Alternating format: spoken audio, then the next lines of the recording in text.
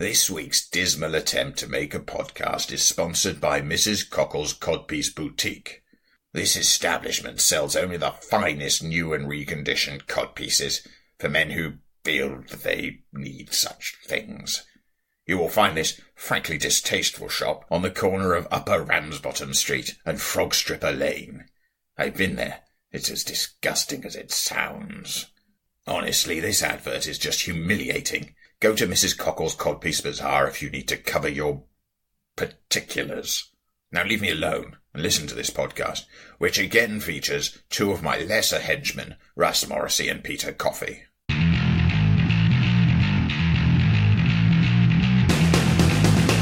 Hello, and welcome to Morris's unofficial tabletop RPG talk.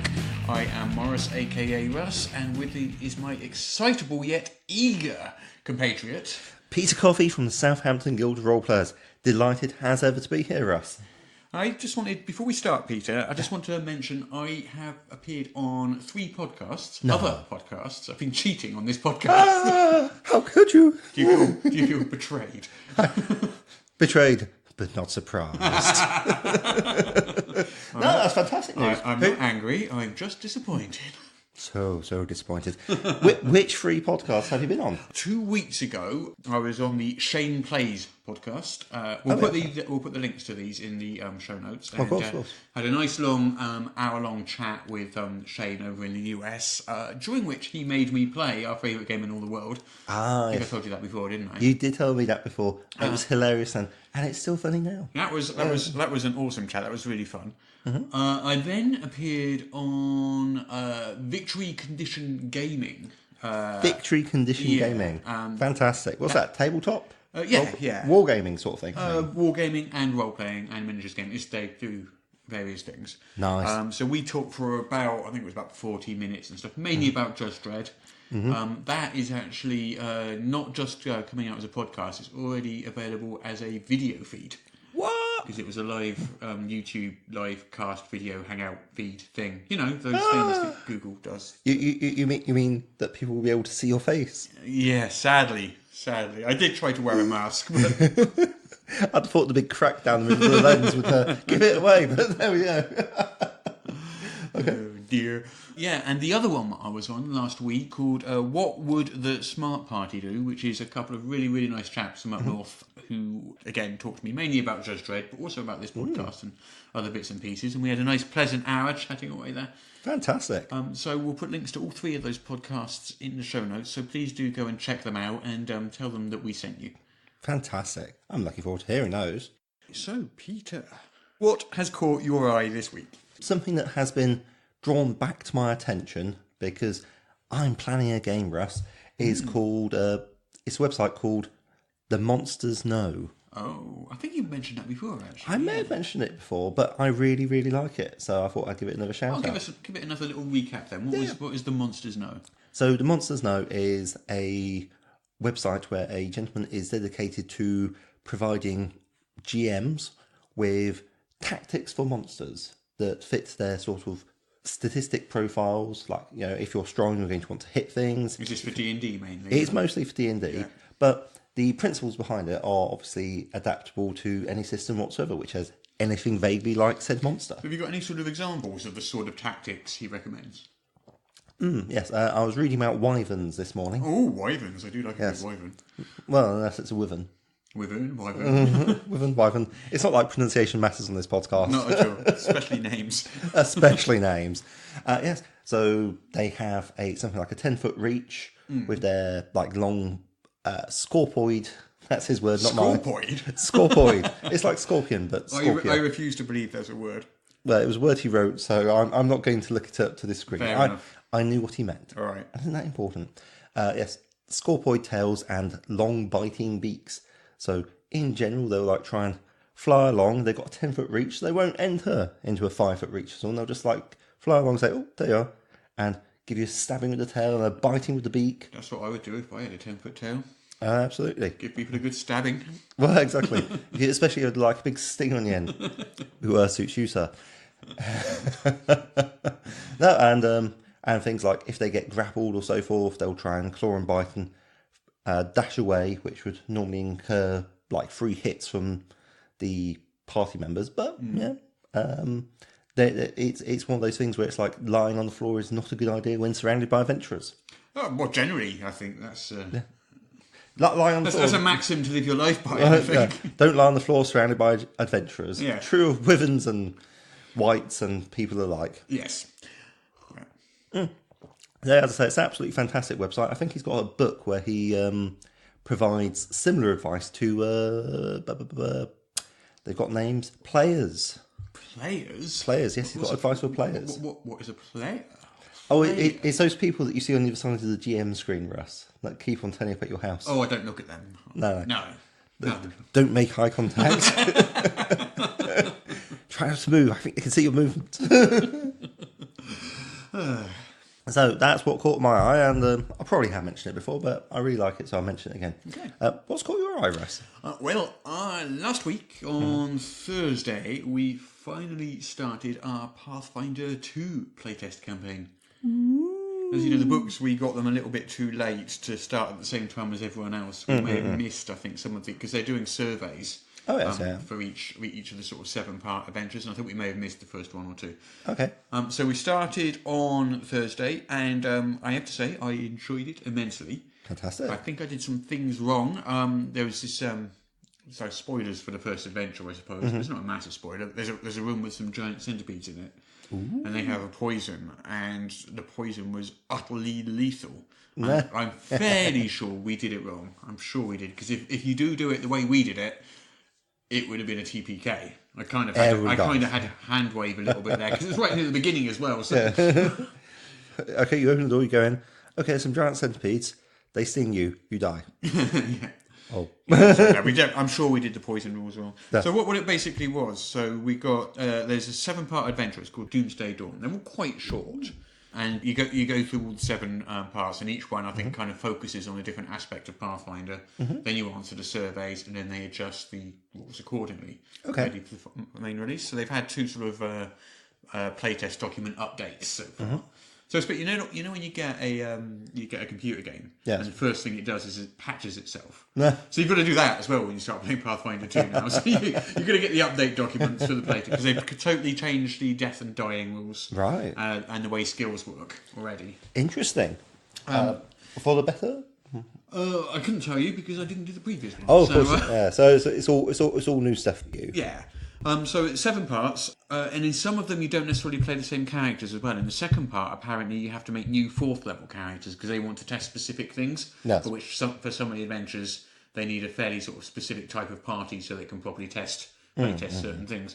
Okay. So apparently the characters you make in the first adventure do recur. It's not like a different character every adventure. Yeah. But you will be throughout the sort of adventure path playing more than one character. Oh, okay. And there's no levelling up either. Each adventure just tells you, right, you need 4th level characters for this adventure. Okay, for this one it's 7th level characters. This is what we're testing. Nice. So yeah, started that, enjoyed that. Can't wait to play some more. And I think once I've played sort of like 3 or 4 weeks of it, I think I'd quite like to do a sort of Pathfinder 2 in-depth topic of the week. That would be amazing. I'll wait till I know a bit more before I do that. Otherwise I'll be sitting here going, an awful lot. Well, I should probably get a copy of the Pathfinder playtest rules just so that I'm not sitting here going a lot. Because that always makes for fantastic radio. Well, you can download them for free. Ooh. Or I've got the softcover sort of book. I'm not sure whether you can still buy that or not. I think maybe you can. I'm going to put a link to where you can download it for free and how to get involved in surveys, and that will be in the show notes. Yes, it will.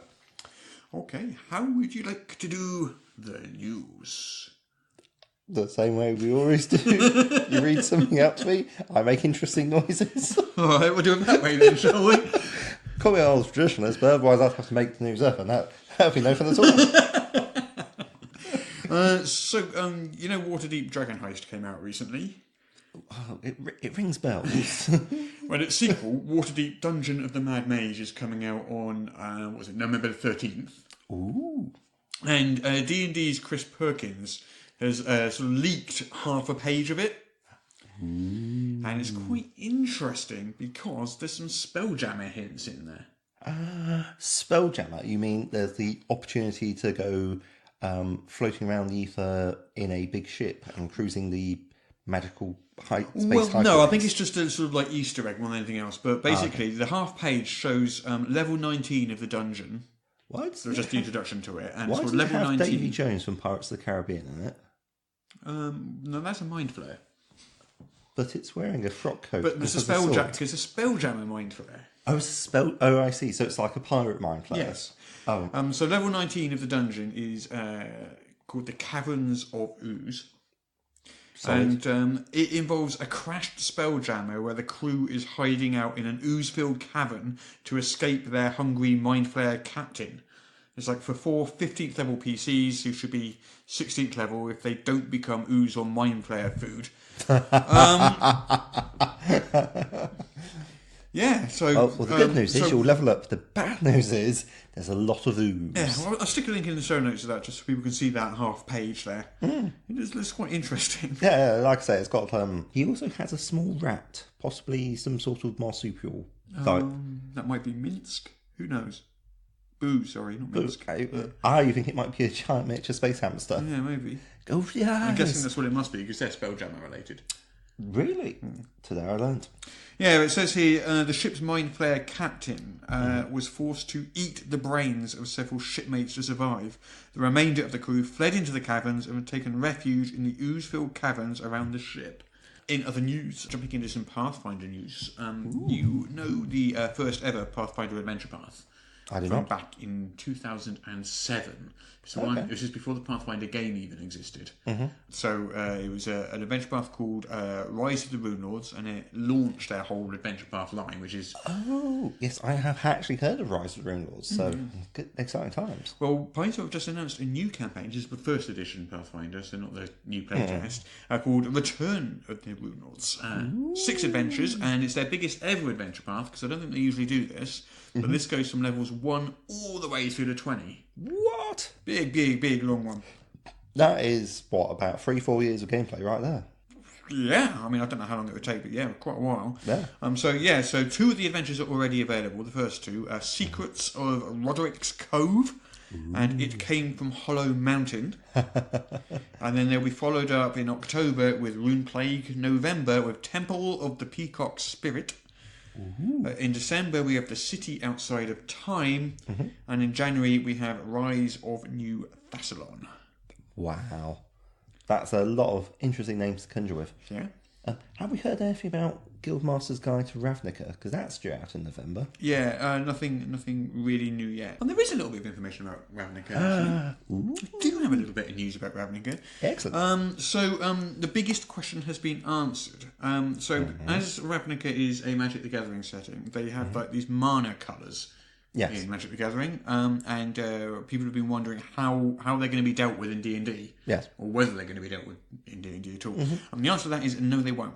That's fair. At least not in terms of game mechanics. So the colours will influence like the themes and the philosophies and stuff of that of the various guilds and things. Yes. But on a mechanical spell level, they're not going to have any specific effects. No.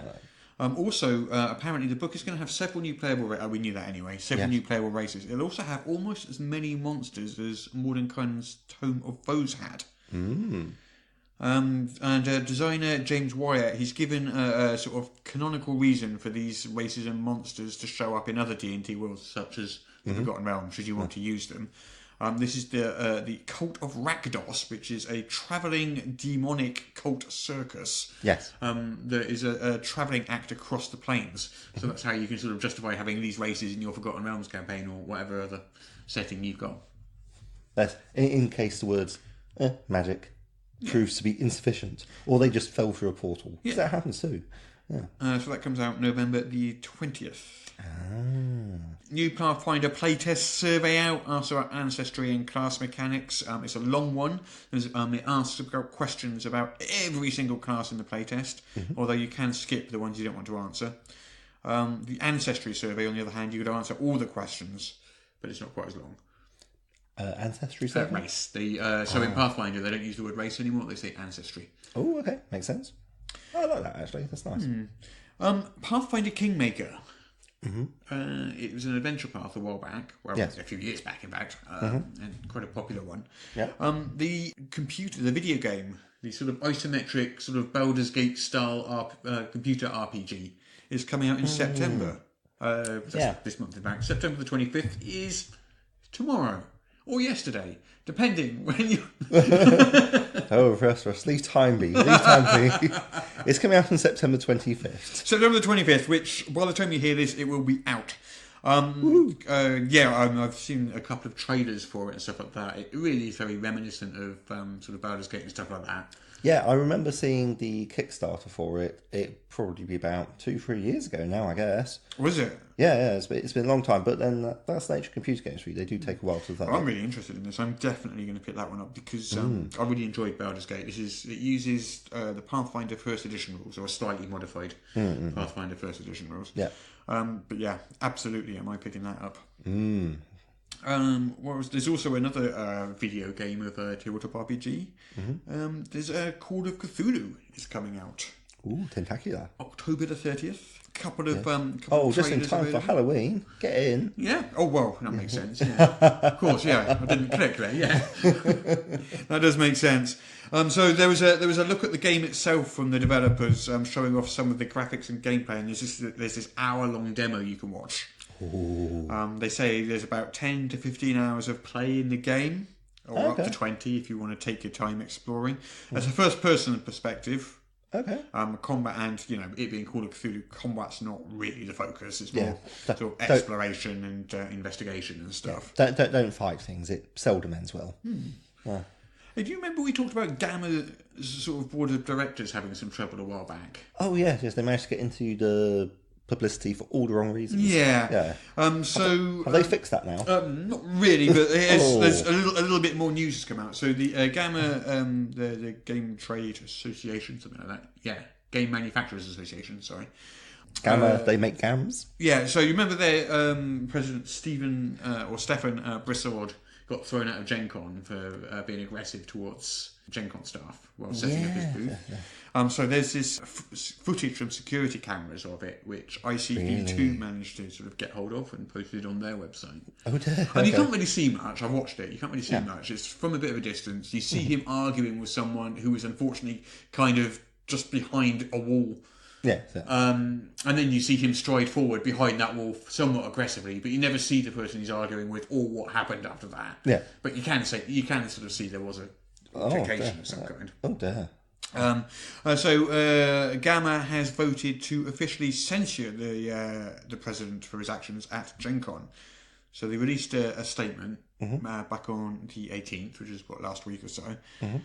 So the only method that their bylaws allow to sort of punish a board member is apparently exclusion. And they say that because neither Gen Con nor the Indianapolis Police Department have furthered any action for punishment, they didn't feel it was appropriate.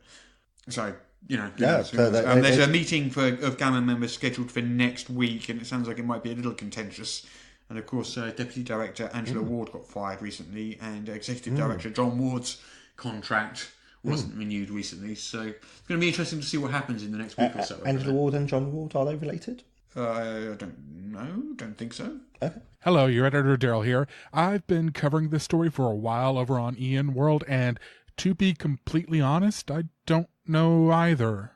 Maybe. I was just wondering. They had the same name. Yes. I didn't even notice that until you said it. It certainly sounds interesting. Perhaps they feel that the public embarrassment that comes with being kicked out is enough as it is. But maybe, we'll see what the members say. Really. Maybe.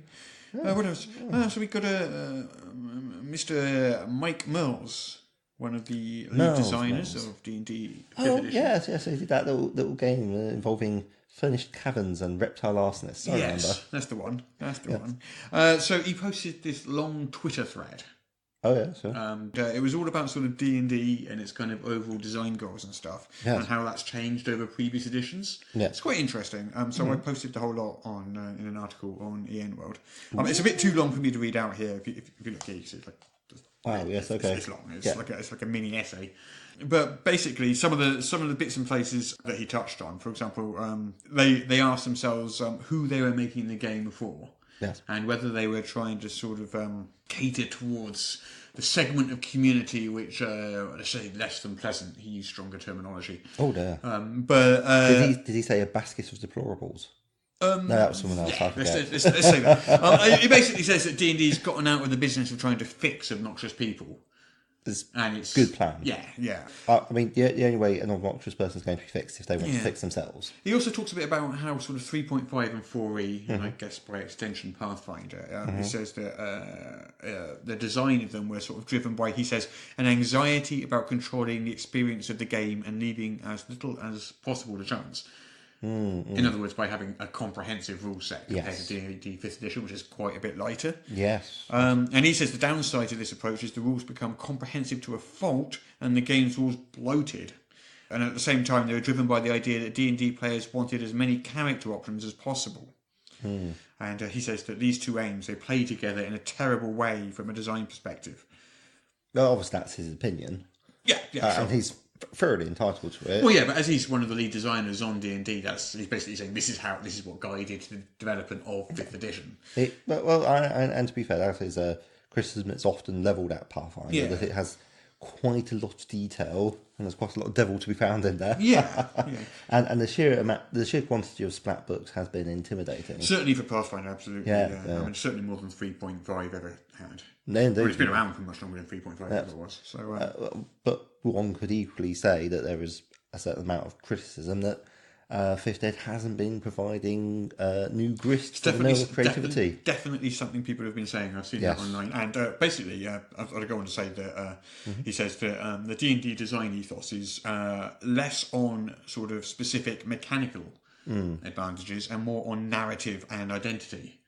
So basically what he's said in sort of broader terms is in more of a story game kind of approach rather than a sort of rules crunchy RPG, which I think I can agree. It is definitely more towards the storytelling end than 3.5 or Pathfinder were. Yeah, it's like sort of... I mean, it's not a storytelling game in the sense that some games are. No, much lighter, but... I mean, it depends where you want to have your focus on. It's like, is it in the nuts and bolts of like the gaming side, or is it like in the... But I think basically the 5th edition designers sort of made a call and made a choice and decided who it was that they were going to cater towards. And this is not the first time Mike Morrus has talked about this and about how like 5th edition has definitely decided we're going to go for the sort of lighter, more storytelling, character-driven, narrative-driven end of the sort of D&D fan base. And that's worked really well for them in terms of that being really easy to live stream. Yes. Whereas a rules heavy game is harder to live stream, and that's worked really well for them. And also, I will say the massive explosion in board game popularity, which by far outstrips role playing game popularity. Yeah, you've got games like Gloomhaven, which I haven't played, but which I keep on being told I should, is essentially a dungeon crawl in a box, but with all this role playing business, except that's how you choose to bolt it on afterwards. So potentially by going for focusing on more story-driven aspects, which is an area where board games are going to struggle to really compete, that could well be the area where 5th Ed and role-playing games find its future. Yeah. I don't know, but... This topic sort of exploded a bit on EN World. If you have a look, there's coming up to 500 comments on that article now. Okay. There's pages and pages and pages of comments, because this obviously really hit some people... sort of positively or negatively, he said, and people are kind of discussing it, let's say, quite passionately, I think is the word. So wearing your moderator hat. I've had to step in a couple of times to tell people to calm down a bit. But yeah, it's an interesting discussion. It's, like I said, it's 500 comments long. You might want to read it all, but... Get a spare hour or two. Go spelunking. Why not? What else have we got in the news? Is there anything else in the news? Well, there was a Kickstarter yesterday I just wanted to mention. So yesterday, on Tuesday the 25th, Judge Dredd and the Worlds of 2000 AD, the Kickstarter finally launched, and it went really well and or went really badly. Delete as appropriate. I see you're going for the hedging game in the prophecy business. I've got a good feeling about it. I think by the time people hear this, it will have launched pretty well. We've done so much work on it, we've planned it down to a fault, and I've done so much publicity for it, and I've done everything right. So Okay, so I did my editing for this episode out of order so that this would be the very last thing I'm doing, so it's the most up-to-date information. The Judge Dredd and Worlds of 2000 AD Kickstarter met its funding goal of £7,500 in only 9 minutes from launch and is currently at £64,876, which is about $85,519 from a total of almost 800 backers. However, this has been skyrocketing so fast that by the time I get this episode uploaded and you've actually listened to this far, those numbers are going to be horribly out of date and inaccurate again. So make sure to check the show notes for the link to the Kickstarter. I think it's going to be a nice solid launch. And we should definitely look out for the full page adverts in 2000 AD. Oh yeah. So yeah. Rebellion have given us a full page. I mean, you can see it right up there on my computer. It's gorgeous, isn't it? Well, yes, but the people at home can't. No, people at home. You said the people at home cannot see my living room. I know, it's, as I say, probably just as well, really. One day we'll do a live one. We'll see a camera then. We'll do an episode live and people sort of Possibly maybe when we can afford it, eh? What could possibly go wrong? No, but we've got Judge Dredd showing Judge Dredd in 2000 Worlds of 2000 AD, and also the Robot Wars mission pack, and saying you should get in on this creep. Well, since the Kickstarter has now launched, so I can maybe very very quickly just discuss what some of the pledge level things are. You certainly can. Tell me more. Because it's no longer a secret, is it? Yeah, because everyone knows by now it's been launched. At the bottom end, you got about £20 will get you the PDF of the game. Is there a $1 pledge so you can put your money in now and then pick it up later? Well, just as a bookmark. Yeah. There'll probably be one of those yesterday. Yes. Time travel. It's so in right now. Yes. Just to clarify to you listeners, as you listen to this, we are joking around about the times, but yes, it has already launched from your point of view. This is not a drill. Repeat. This is not a drill. It has already launched. Then sort of in the region of, I think it's £35 for the core rulebook. Yes, yeah. And then we're also offering a package with the core rulebook, the Robot Wars 100-page softcover book, nice. the GM screen, which has, of course, the handy list of offences and time in the ISO cubes on the player-facing side. Yeah. And also a set of counters. A set of counters, which we haven't talked about until yet, because we've still been working ferociously on them for the last 2 weeks and making sure we got them ready to go and approved by Rebellion before launch. Because, as you know, we always only do Kickstarters for things we've done. Yes. So these counters, they're gorgeous. They're sort of round cardboard 1-inch counters which pop out of the sheet for all the various creatures and foes in the core rulebook and in the Robot Wars, plus some of the pre-gen characters from the core rulebook. Plus some, I love the Lore Masters. So you got sort of Lore Masters, which are 2 inches by 1 inch. They've got a little circle on them, which is where you place your judge character when he's fighting the Lore Master. You've got your little judge character's face, and you're like, oh yes, he's on the Lore Master. Yeah. Bonk, and away you go. Yeah. Oh, fantastic. So yeah, that launched yesterday. Please head on over. Link will be in the show notes, but the Kickstarter has launched. It launched amazingly, I'm sure. So Judge Dredd and the Worlds of 2000 AD out on Kickstarter now. Very exciting. Okay then, so what would you like to do next? Oh, how about we play our favourite game in the entire world? Alright, let's play our favourite game in all the world. Okay. I guess the Kickstarter from just the name alone. Okay, let's do that then. Woohoo. Why not? Yes. Okay, our favourite game in all the world, where I tell you the name of a Kickstarter and you have to guess what it is. Yes. Knowing nothing else about it. Number 1, what is Judge Dredd and the Worlds of 2000 AD? Oh, that's a tricky one. It's a difficult one, isn't it? It feels familiar, almost as though we talked about it very, very recently. Yeah. I think it might be some sort of game, maybe involving Judge Dredd, just saying from the, maybe the Worlds of 2000 AD, so Dennis the Menace. No, sorry, that's wrong comment. That's an entirely different comment. No, Judge Dredd, Judge Anderson, Rogue Trooper, Nemesis the Warlock, Call Me Kenneth, all those sort of exciting 2000 AD figures. And it'll probably be, I'm going to say, some sort of D6 dice pool system. Yeah. All Maybe right, using a million points. Let's skip over that. Hey! There we go. You do the risks. Okay, then. How about this one? Oh, I like this one. Occam's Razor. Oh, fantastic. Well, Occam's razor in the intellectual sense is that the simplest explanation is usually correct. Yes, it is. So how does that translate into a role-playing game? That is the question. Well, yes, that's what I asked. What you're hoping I would answer. Well, poker face.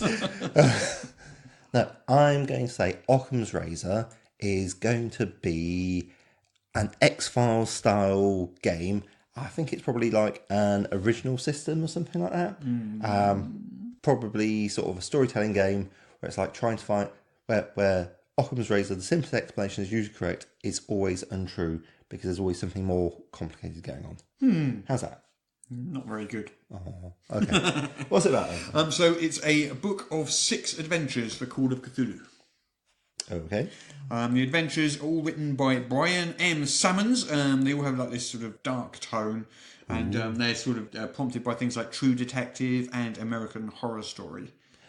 Okay, so didn't get the Call of Cthulhu, but thematically not a million miles off.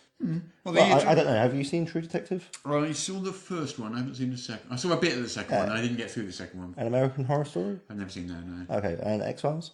It's in X-Files, yeah. Yeah, so you see where I'm coming from. It's like sort of an investigatory thing set in the modern day. But, okay, no, I didn't say those that exact roles used in those exact words. I used X-Files. What the adventures Tell me. So the adventures, there's 6 of them. There's Deep and Dark. Yes. The investigators find a snuff film on the dark web. Ooh. But one of a pretty girl getting mauled by a fishman. Ooh. Did the deep ones mess up and accidentally get filmed in this modern world? Or is it something else? Wow, that's pretty grim. Eye of the Beholder? An art student goes missing while doing late-night research at a museum. Classic Maybe Lovecraft. it's a coincidence, but the museum just got in a huge statue of a little-known death god called Thulcathal. Bless you. Oh, sorry. Right, yes. Lovecraftian names. So that's 2. I won't read them all out, but there's The Watchers, A Whole Pack of Trouble, A Cleansing Flame, and Visions from Beyond as well, with the other 4. I'll give you 5. 5 out of 10 there. Oh, okay. That's fair. Fair. Yeah. All right. It's not unreasonable. Okay. What is the Jack Hack? The Jack Hack. The Jack Hack Complete, in fact, is... I'm going to guess it's related to the White Hack and the Black Hack and is a way to produce OSR games. And it's done by someone called Jack, I think. Unless it's a hack for Knave. That would be something else. Okay, so it's it's by someone called John rather than Jack. Well, yes, Jack is a common nickname for John. But it's a Victorian. It's a role-playing game of Victorian villains. Ooh. The main thrust of the Jack Jack the Hack Ripper. is a game to beat the odds in the depravity of late Victorian London. Particular focus, as you just said, on the Whitechapel area, just before and around the times of the infamous Jack the Ripper murders. The PCs aren't heroes, but they aren't meant to be downright cool either. They're just trying to get by. Yes. Ooh. That was quite interesting, that, actually. Yeah. And there's 5 books there. What system is it hacking, if you don't mind me asking? Does it say? It's just called a hack. It says it is, as you said, inspired by the Black Hack, so... Presumably, whatever the base for that is. The Jack Hack, the Black Hack, the White Hack. So many hacks. I'll give you 6 out of 10 for that. You're feeling very generous today. You must be in a good mood. Okay. Should we do one more? If there was... Yeah, that's the one. Blades and Blasters. We did that, didn't we? Did what? Blades and Blasters. I seem to remember that one. Nope. News to me. Oh, no, this is the one. Okay, no. Yeah. So this is the one of the ones that Shane asked me when I appeared on his podcast. So, okay, I'll pass it on. So, Blades and Blasters. What is Blades and Blasters? I'm sort of tempted to go and say it's like Lasers and Feelings. That's some sort of setting for that. Because they do a lot of dual alliteration like that. So, Blades and Blasters would be sort of sci-fi, space opera, possibly involving space pirate ships. That'd be shooting from the hip, what I'd say. Well, I don't know if I can narrow it down to Lasers and Feelings has a setting specifically. But yeah, Blades and Blasters, Space pirate, space opera, possibly touch of Grey Lensman in there. Yeah. Okay. So 5 out of 10. You got a theme right, but you sort of veered off on the system because it's for 5th edition D&D. Really? So it's a 5th edition D&D Alien Invasion rulebook and bestiary. Okay. Interesting. That's an interesting choice. Yeah. Lists of weapons, vehicles, technologies, a rich selection of alien creatures, and all of these with the core 5th edition rules makes up the Blades and Blasters bestiary and rulebook. Interesting. So if you want to play basically D&D in space, that's just where you go, I guess. yeah, but sort of like making a high fantasy dungeon exploring system, which it does extremely well, and then hacking it to produce an alien invasion. Yeah, sure, why not? I'm sure they should put a lot of work into it. It's going to be an excellent product. Well, that's our favourite game in all the world finished. You did quite well there. You scored plus $1 million, minus $1 million. And then what have you got? You got a couple of 5s and a 6, maybe? Yeah, nice. Good week. Good week, man. Good week. That's okay. That wasn't too bad.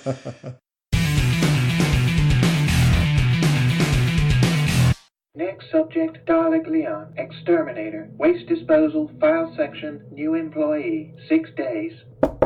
Come in, sit down. I cannot sit. I am nervous when I take tests.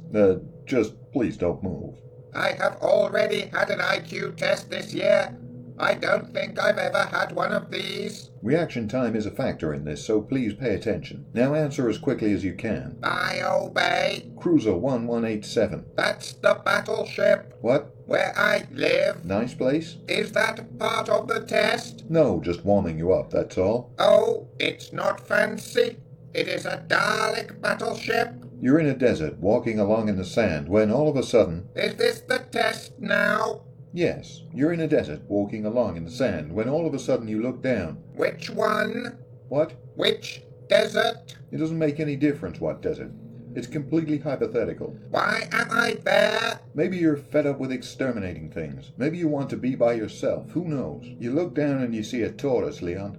It's crawling towards you. What is a tortoise? Know what a turtle is? Of course. Same thing. I have never seen a turtle, but I understand what you mean. You reach down, you flip the tortoise over on its back, Leon. I would exterminate it. Do you make up these questions, Mr. Holden? Or do they write them down for you? The tortoise lays on its back. Because I exterminated it? No, it lays on its back, its belly baking in the hot sun. Because it has been exterminated? That's not how it works. By me, I exterminated it. Let me finish. The tortoise lays on its back, its belly baking in the hot sun, beating its legs, trying to turn itself over, but it can't. Not without your help. But you're not helping. Why would I help? I am a Dalek. I would exterminate it. What do you mean? I mean, you're not helping. Why is that, Leon? They're just questions, Leon. In answer to your query, they're written down for me. It's a test designed to provoke an emotional response. Shall we continue? Describe in single words only the good things that come into your mind about your creator. My creator? Yeah. Let me tell you about my creator. Exterminate!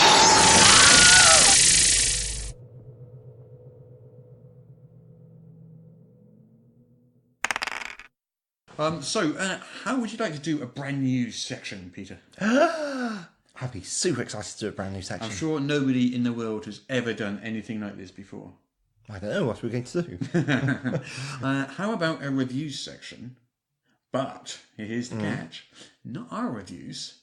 Interesting. The reviews of our wonderful listeners. The reviews of our... They do have a lot of opinions. They do. And it would be good to hear from them. It would be good to hear sort of what they think of recent RPG releases. And we could read those out on air. Ooh. And if they have got anything interesting, witty or informative to say as well, we could read that out too. That does sound good. So I thought what we could do, we could set a few parameters, a few rules. I did mention this on Facebook the other day, so we've got some to start with. So for those of you who follow our Facebook page... Yeah, our official Morris's unofficial tabletop RPG talk podcast. So before we do so what we'll say is you can email your reviews to morruspodcast@gmail.com. There's a couple of caveats. One, it's got to be something that came out in the last month. You want to keep it topical and current. Exactly. Two, it's got to be something available in the shops. So if it's only available in PDF, I think let's just for now let's keep it to things available in the shops. We'll hit the major releases, and that will just kind of narrow it down a little bit and focus us a bit more. Sounds good. And finally, try and make your review kind of short. We don't want to read out an essay. A short, it's like 2 or 3 sentences is fine. Yes. You know, and if you've got anything else you want to say to us, like how wonderful and what an amazing fan of the podcast you are, then you are more than welcome to do that. It could happen. Because we like compliments. We do. Or you could tell us how much you hate us. You can say that as well if you want. Yeah, well, Either or both. You can say both if you like. You can say both. You can say how much you like me and how much you hate Peter. yeah, like that's going to Go on with it. So should we take our turns with these then? Oh, yes. The first one, Waterdeep Dragon Heist. I've got a few comments on Waterdeep Dragon Heist. Okay, yeah. So Sean Ellsworth. Oh, okay. He says, and I will warn, there may be a couple of minor spoilers in this review section, but hopefully nothing too major. And you can also use any scoring system you want. Give it a mark out of 5, give it an A, B, C, D, give it, 4, whatever you want. Any scoring system you want. We'll mix and match. We'll read out whatever scoring system you come up with. The more creative, the better. You can even use Russ's special scoring system that he uses for marking our favourite game in all the world ever. We'd be delighted to hear it. You can decipher the spreadsheet. Do try and keep it to rational and real numbers. That would be favourite.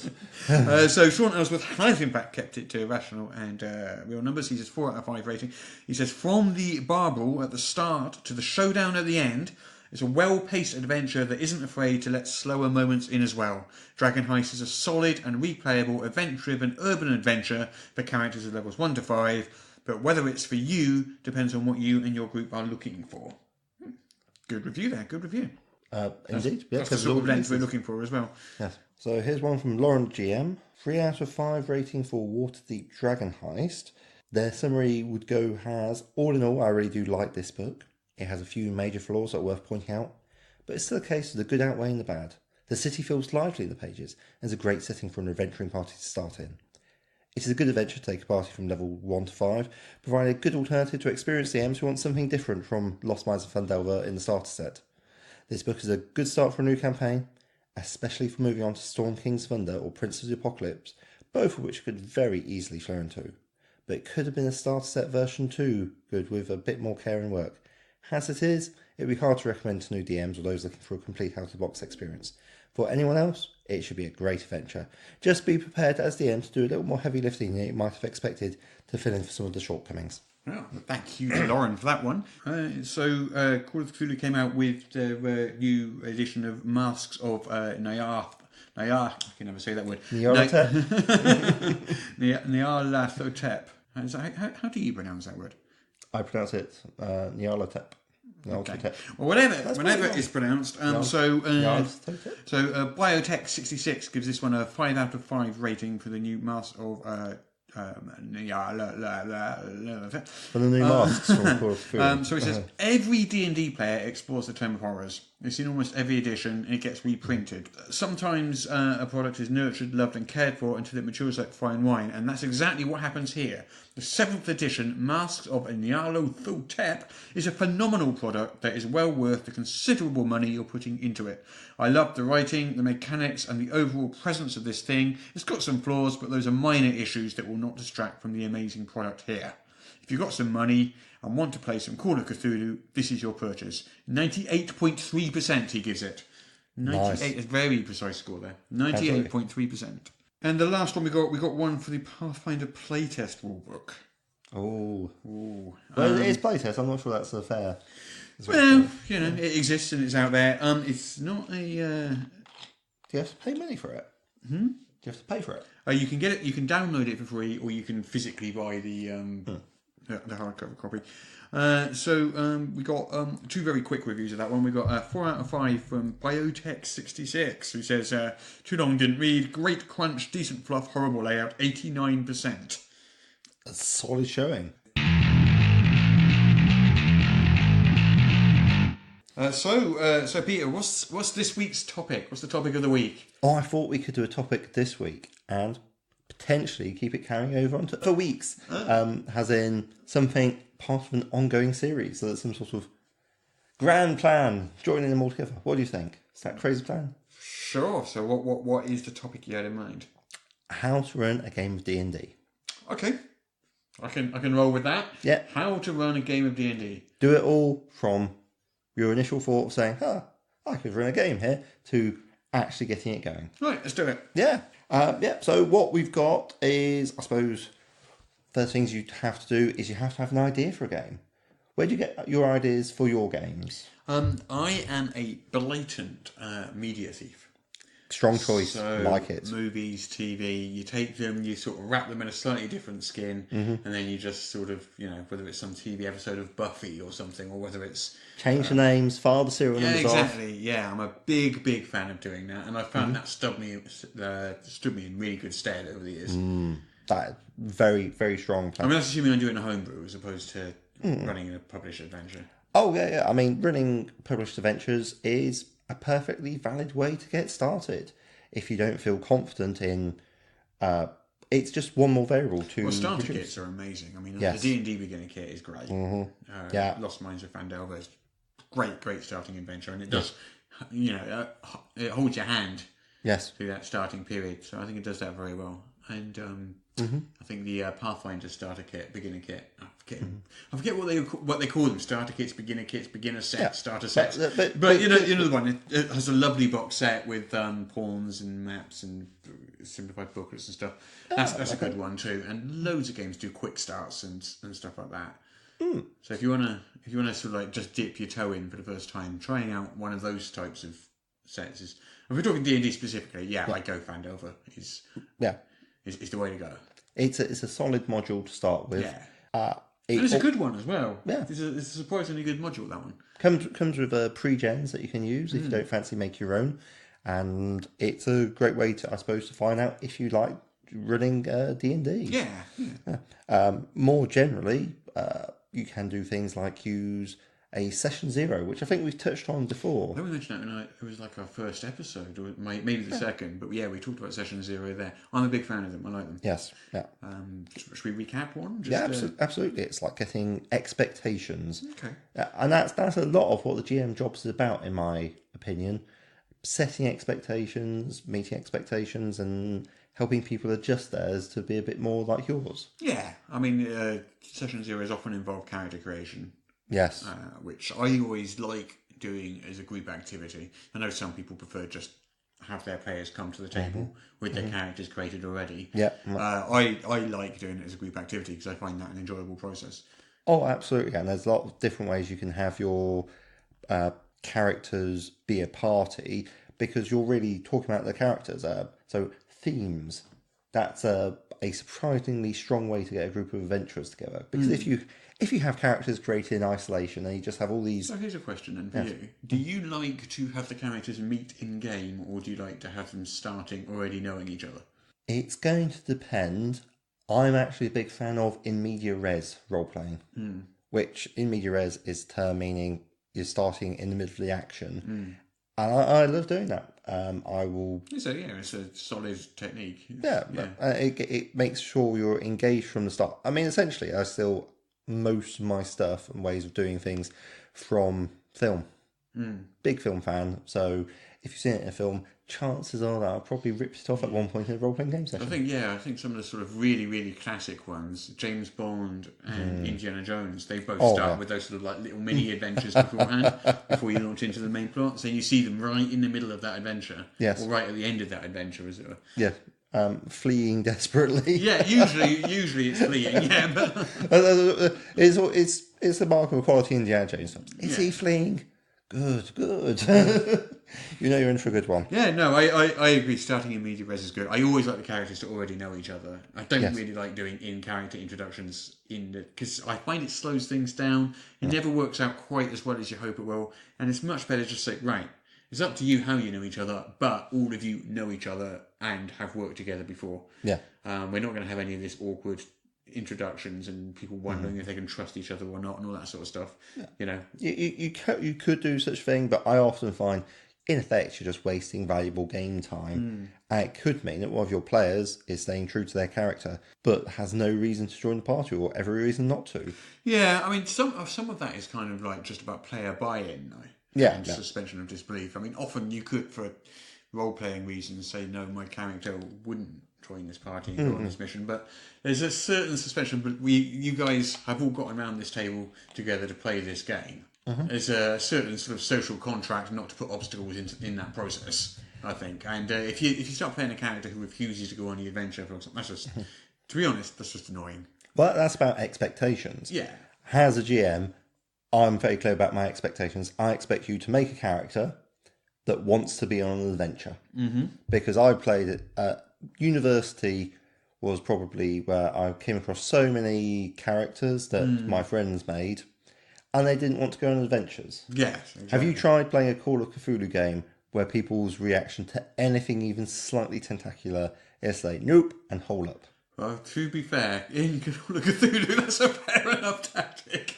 It's the sensible thing to do. It's the smart thing to do, but it's not the fun thing to do. Having your character live as long as possible, I would say, is not a design goal you should embrace. But yeah, House of Lost game. So you've got your box set. You've read through the stuff. It's very exciting. So the question is, how do you pitch it to your players? Well, I'm of the opinion that the less you say, the better. Yes. Because players are not going to take in a massive info dump. So if you want to get information to them, you're going to try and gradually give it to them during play. Yes. They'll take it in there. But if you give them like an essay to read, or read out sort of 2 pages of box text at them at the beginning, they're going to switch off. I know I would. It's just... It's fair. I am terrible for not reading the setting information. So give them the minimum amount they need to get started. Yeah. And then you can drop the rest in as you go, is my general... So give them the most exciting, the hook. You're going to find a hook to get them in. What's basically... A short hook. Yeah. You need that elevator pitch, which is like... how long's an elevator ride? Like, it's an elevator pitch because, I don't know, a lift pitch sounds a bit more strenuous, I guess. And also it's an American saying. So. Exactly. So you've got like maybe 10... What is your game about in terms of what's the mystery or what's that? What is the hook to catch people's and also at the same time, I mean, you can stick this on like one sheet of paper, I think, and give them a sort of... I've tried this in the past. It's almost like a movie poster in its simplicity. Yes. So you have an evocative picture. You have a very short, like 2 or 3 sentence description of the setting or world or sort of storyline you're introducing them to. You briefly list sort of the things that you could sort of say, right, this is basically, say you're playing D&D, for example. You could say that this is a Bronze Age setting. So you can only have weapons of a certain sort of like tech level or lower or something, or any sort of like mechanical restrictions, or you can't have these races, or you can have these races, or these additional races are available, or whatever. You stick that on that page, but you keep it short. So you've got one sheet of paper. Everything has to fit on that sheet of paper, and nothing should be more than like a paragraph long. Absolutely, yeah. I mean, one of the things I thought about for modern day games or the science fiction games is job adverts, which is you have a thing and say, well, I've got this plan. What's the sort of person that would like to go on it and write a short job advert for it? One good thing about modern day or any real world games is that they're so easy to describe because people know what the real world is. So if you just say to them, you're in New York in the 1980s, people know what you're talking about. Exactly. You don't have to describe it to them. They've seen movies. They know. Well, yes, indeed. I mean, New York in the 1980s is getting on for about 40 years ago. So... Yeah, but they've seen movies. Yeah, absolutely. Well, yes, not all movies are set in New York in the 1980s, but your point is taken, and that's one of the things that I think is quite an important thing to do. You can either have a new rule system, or you can have a new setting. Trying to do both is where people tend to come unstuck. Yeah, and this is really, really high concept, and has got such a strong grab to it that they're desperate to play it. Yeah, I agree.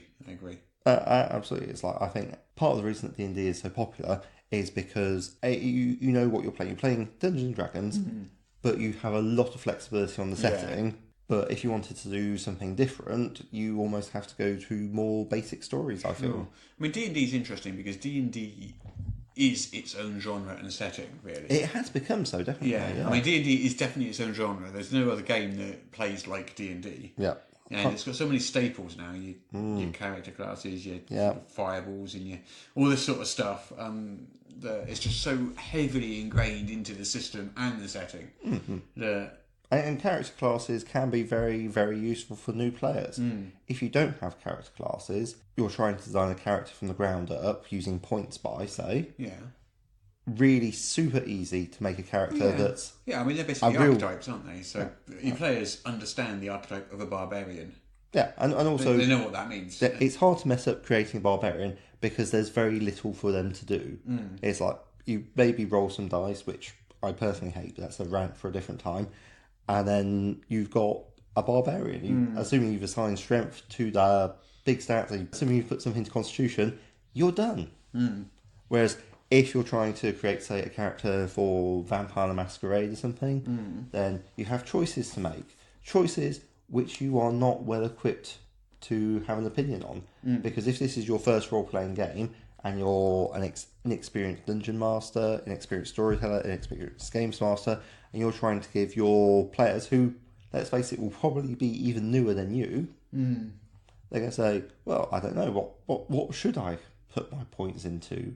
What decisions should I make? And that's that sort of having to make these decisions, which will affect the rest of your game, without information, that are it's actually quite intimidating if you think about it. How are you about letting people change characters after a few sessions if they haven't like gelled with the character they've got? I'm absolutely fine with it. I prefer them to keep the same name and like general appearance, but having them change stuff around. Here's a question: do you refer to players by character name? Yes. So do you say it's John's go, or do you say it's Rathgar the Barbarian's go? Yep. 100% Rathgar the Barbarians. Yeah. I'm weak on that. I tend to say the player name, and I know I should, but it's what you feel comfortable. well, no, it's like I would definitely prefer to, and I think it's more immersive to do so. But I don't. I often don't even know the characters' names.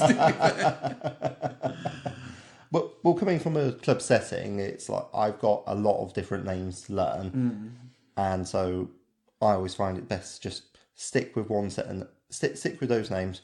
Write them on a bit of paper in front of me. I mean, that always helps. Yeah. And then go with that, and then just say it. And it helps the players out too, because it helps them stay in character. And if they're doing things like they're doing accents or something like that, I love that. I think it's the best in the world. Yeah, it's hard to keep up, but yeah, if people are doing it, that's good. I mean, remember we were talking last week with Frank Stephen about live streaming and how on live streaming people tend to have a voice for the entire 4 hours, and it's a lot more role play oriented than some tabletop games are. I think, just because of the medium. Of course, it's mainly about voice. So. People stay with a character in an accent or a voice for the entire duration of the entire 4-hour thing, and it's a very, very immersive when they do that. I mean, not everyone can do that. To be fair, no. I mean, my voice acting skills are minimal at best. And there is nothing wrong with describing things like you were talking about Rathgar. If you say, I hit it with my axe, that's Rathgar. That's fine. If you say Rathgar snarls, takes a step back and swings his axe forwards in a mighty blow, that's completely legitimate. Yeah. So, and we were talking about how you start a game then. So So we've got the pitch, which is the information written thing. Now it's just like finding people who would be interested in doing it. Okay. I mean, with me, it's probably different to you because I sort of just have my Thursday night group. Yeah. And we stick with that group, and we finish one campaign and we go on and play something else. And usually our rule is, we're all happy to play anything. Generally speaking, it doesn't really matter. It's more about getting together and having fun together. Any game we'll play within reason. So what we basically say is, if the GM is excited about running it, fine, we'll play it. Yeah. And the worst thing that could possibly happen is you're playing a game that the GM's not excited about. That's the first thing that's going to kill a game. Oh, absolutely. So always has to be a campaign the GM is excited to run, and that will come. If the GM isn't having fun, the players aren't having fun. That's a fact. Well, the thing that people often forget is the GM is actually a player too. Yeah, absolutely. And that's and it doesn't really matter what sort of game you're running. You might be wanting to do high fantasy, and if it's coming out as sub Monty Python level humour, and let's face it, that does happen quite a bit. Well, you mentioned the other day about some people that came to you and sort of said they would only play one particular game. Yes. Which, I suppose fair enough. If that's what they want, that's what they want. But for us, definitely, we'll play anything as long as the GM's happy to run it, because it's their we can enjoy any game. Yeah. I mean, one of the things I've always liked about RPGs is they're relatively low barrier to access. Yes. Yeah. Like, you don't need to have a computer. Yeah, sure. In fact, if you're a new player, you don't even need a book, do you? You can just turn up to a game and decide whether to buy the player's handbook or whatever later. Yeah. If you decide to stick with it, then maybe you'll buy yourself a player's handbook and some dice. But at first, it doesn't matter. Yeah. Just join in a group and see if you like it. Exactly. You've got like the system reference documents all online and so forth. Yeah. A lot of people just use their personal devices. And that's definitely a good way to go. Yeah. But a session 0, it's about setting expectations. Yeah, I agree, yeah. We diverged massively off topic, as is our want. What expectations do you have of your players? Well, other than like the scheduling-based expectations. Scheduling, right? That worth talking about. That is a bugbear of mine. Yes. People who don't turn up. Ooh. Now, people who say they're not turning up, that's fine. People don't turn up without telling anybody. That gets my goat. Because some of our players have to come quite a way. Sometimes I'll be up visiting my dad in Thornbury. It's a 2.5 hour drive to get back in time for our Thursday night game. Wow. If I drive 2.5 hours and I get there and I find that people haven't bothered turning up and I've driven for like 2.5 hours for nothing, steam comes out of my ears. It's like, So what I would say is, things happen. People can't turn up. People are busy. People have families. People have jobs. Whatever. That's fine. If you're not going to turn up, tell people. Yes. Communication is the key there, because otherwise you're just screwing up other people's lives. Yes. And certainly I would say that's probably the number one way to make sure your game dies, is to not have good scheduling. If you try and schedule it around people's calendars, you don't have a game. No, it's not going to happen. Yeah. I mean, have you ever played in a game which runs on a monthly or even quarterly basis? No, not that scheduled. No. Essentially, what happens is let's say I got Curse of Strahd. I say gotten this one, looks awesome. Want to run it, and they're all like, fine. If you want to run it, we'll play it. So we'll just play Curse of Strahd, and when we finished, and that might take 9 months or however long it takes, or 6 months, depending on what the adventure is. 24 hours. Or 24 hours in your case.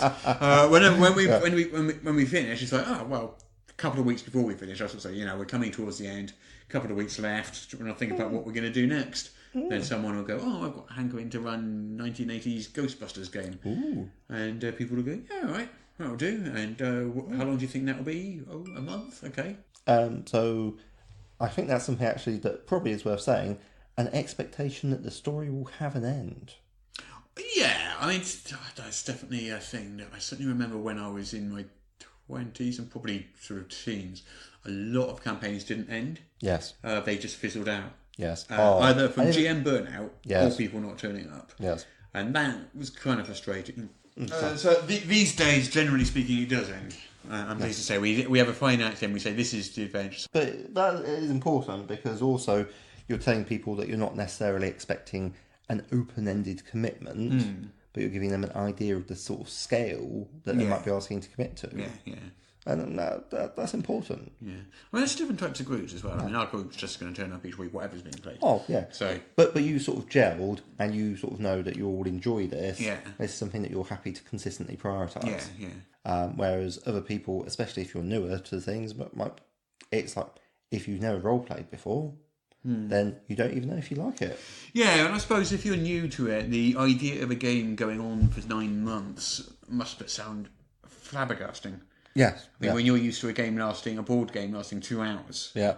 And you think that's what tabletop gaming is, and then you realise a role-playing game, how long would this last? Oh, maybe a year. You're probably like, what? 4 hours every week for a year, maybe more. Yeah. But yeah, it's all about getting that story out there. And I think another mistake people tend to make is they want to write epics as sort of their first art.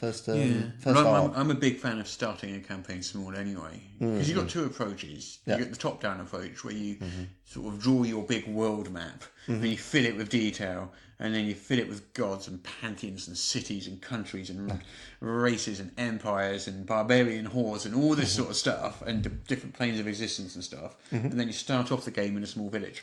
Yeah. It's like, what, all that stuff you've written. So my preference, and I'm not saying that this is like the right or wrong way to do it, but my preference is start small, Yep. Literally just write what you need Yeah. to start with, which might be a village and a dungeon. As on a really simple level, a village and a dungeon nearby. Mm-hmm. Just start with that, and then as the characters sort of like grow in sort of stature and start exploring more, then start filling in the details around. You don't have to do all the work all up front. Yeah. And you might literally just have a village and a dungeon design, and that's it. You don't know what's beyond those, and at first, does it really matter?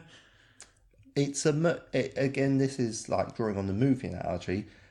The sets that you have, like when they're making sets, they don't make a whole house. Yeah, exactly. They make the bits that you're going to see. Yeah.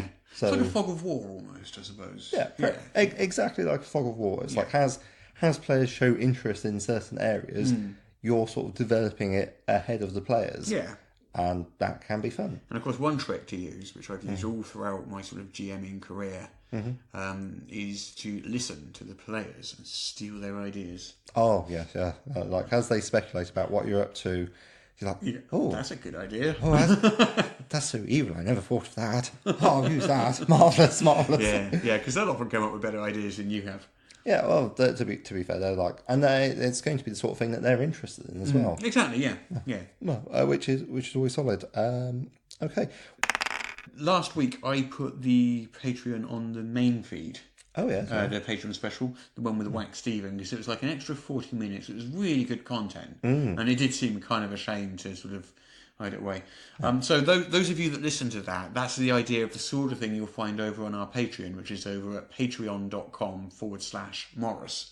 Ah, yes, yeah. And over there, not only do you get the wonderful and warm, satisfied feeling of supporting your favourite podcast and enabling us to carry on doing this week after week. Absolutely. You also get access to the bonus content, which includes material that wasn't in the main show. It includes outtakes, it includes deleted scenes, it includes bonus material, like, for example, the 40 minutes we spoke to Wax Steven for last week. Yes. So it's not just outtakes and the spoofs and gag reels. It's there's some really solid content in there. It's yours 4 shows a month at least, and all for only $1 a month. Or however much you want to pay. It's pay as you want, essentially. Yeah. So whatever you want to pay. I mean, if you find it in your heart to give us $100 a month, we won't tell you no. We will take your money and say thank you very much. So please do head on over to patreon.com/Morrus and just if you can spare it, just enough to buy us a cup of coffee a month would be nice. Oh, that'd be great. Yeah. How much does a cup of coffee cost? Well, here in America, it's about $1 or $2 for a cup of hot coffee from a coffee shop, or about $4 for a nice cold brew vanilla latte. But I make my own cold brew at home, which, if you want my special recipe to save money, you should back our Patreon, where our deleted scenes and outtakes episode will have that, plus over 20 minutes of other content, like a bonus review, another Kickstarter, more gaming advice from Russ and Peter, fake news of the week, time travel problems, Russ freaking out over the Judge Dredd Kickstarter, and more. Head on over to patreon.com/Morrus to get access to the deleted scenes and outtakes for every episode past, and new episodes the day after the main podcast is released. Okay, well, thank you so much as always, everyone, for listening. That's the end of the podcast for today. So we'll sign off, and we'll see you this time, same back channel next week. Yeah, same back channel, same bad place. Yeah. Goodbye from me, Peter Coffey of the Southampton Guild of Roleplaying. And it's goodbye from me, Morrus.